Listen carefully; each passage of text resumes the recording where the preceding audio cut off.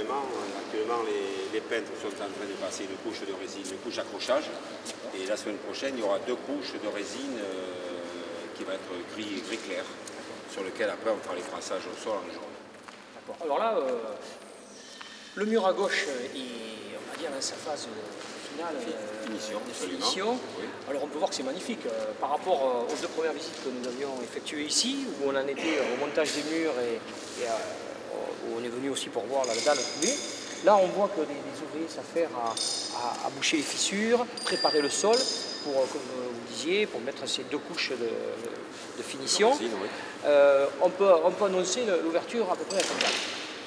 L'inauguration officielle est prévue le samedi 8 septembre.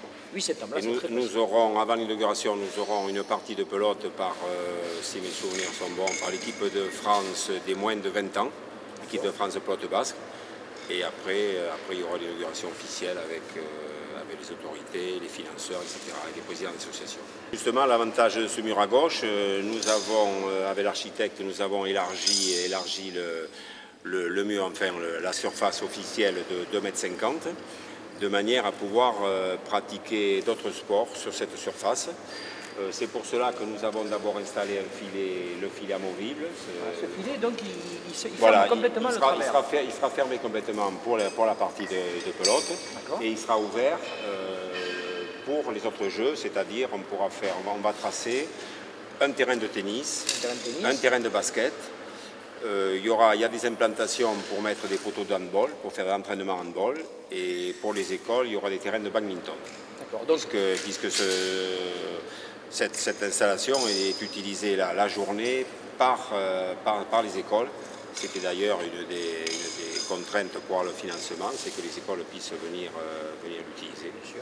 Donc en plus de la pala, on pourra faire à peu près 5 activités différentes de la pala, ce qui quand même ouvre ce bien sûr, ça va permettre à l'installation de fonctionner toute partie de la journée, plutôt que simplement pour la société pelote basque, parce que c'est quand même un investissement qui est important. Donc on a essayé de l'utiliser au maximum. Et il est certain que le but ultime est de dégager entièrement les sports du hall polyvalent, et de manière qu'après on puisse réfléchir sur l'utilisation future de sol polyvalent. Mais l'idée de base, c'est que toute la partie sport à l'intérieur se fasse maintenant au gymnase et sur cette surface. Merci, à bientôt. D'accord.